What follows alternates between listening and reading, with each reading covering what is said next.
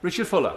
Mr. Deputy Speaker, what a powerful start to this debate we have just heard from the Honourable Member for Brighton Pavilion, and with passion laying out the case that has, to some extent, not been heard by Treasury bench throughout this crisis. And I want in part to echo a number of the points that the Honourable Lady has made, and perhaps take Honourable Members back to the start of this crisis when all of us as Members of Parliament were met with a series of increasing issues from our constituents as they were worried about issues. They couldn't get groceries from their local grocery store. They had loved ones who were lost overseas. They were worried about their jobs. Businesses couldn't get loans to keep their businesses supported. And time again, those issues were sorted out by government to a greater or lesser extent. Answers were found. But at the end of all this, as many honourable members will know, there was one group that remained excluded from a number of levels of support, or where the ability to access that support was not sufficient, and that was the millions of people in this country who are self-employed. And I want to go through some of those issues passionately, if I can, but also with facts. And I'm sure that the Government Minister will respond with facts, and quite rightly so. So she will speak, I'm sure, to mention the fact the government did find the right arteries, if I can call them that, to get the support to people, particularly those in the Job Retention Scheme and others. And that was a tremendous success. The ease of people to access the support when they qualified was also a tremendous success. And the overall record for the government in terms of economic programmes, but international comparisons, was also a great success. But this debate is not about all of those successes. It is about the omissions to the programmes. And a fact that would be helpful if the Minister can provide is to reconcile for me this difference between the government's assertion that 95% of the self-employed are covered and the other assertion that there are 3 million excluded. That would be a helpful reconciliation to have. And I think it's important, Mr. Deputy Speaker, that Treasury bench understand the issues for the self-employed that have made that speed to get a response so difficult. The fact that their income is lumpy, the fact that it is unpredictable, the fact they have a variety of employment structures, often at the request of government and Treasury benches over the years that they have taken up, make it difficult for schemes to come into place. Yes, I'll give way to the President.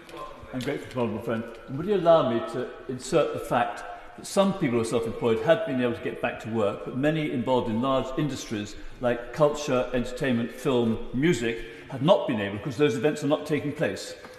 My honourable friend is precisely right, and that's one of the three issues that the government really needs to focus on as it considers its response to this debate. Because if you take the issues of wedding planners or theatre or live events or conferences, these are sectors where the government is asking those sectors to remain closed. What is the level of support? And I have literally hundreds of my constituents who are in those sectors who still cannot earn an income anything like they would have earned in normal times. I would also urge the government to consider the issue about the newly self-employed. We rightly had issues from people who changed jobs from one job to another. From February to March, when the scheme came in, the government did find some change there.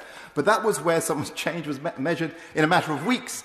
For self-employed, it's measured in a matter of months, and you still can't get included because of the return of your tax returns are measured on an annual basis, not on a monthly basis. What is the government going to do that? For example, for a pet care business in Biggleswade, in my constituency, who suffered precisely because of that.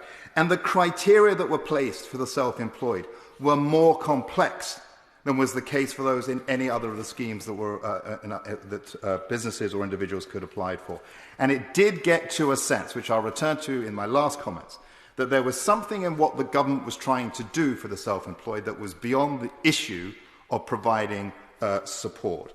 And I think on this issue of the criteria, whether it's for musicians, I had a musician in my own constituency from Caldecott and a performer from Sandy who were not able to access the scheme because they felt they were on one side of the issue or criteria or not on the other. And if it was good enough for the government to think of complex criteria for the individual to claim, why couldn't the government sort out the problems for people from being able to cross-reference their dividends so that they could say that they were genuinely self-employed?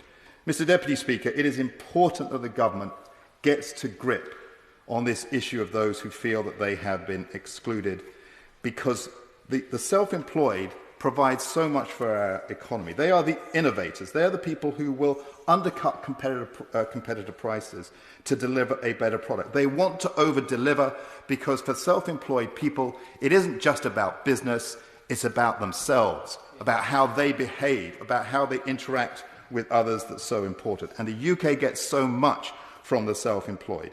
We get £250 billion of contribution to the British economy. We get higher growth. We get a world-beating labour market in terms of its efficiency. And we become a front-foot nation. That's why the government needs to act.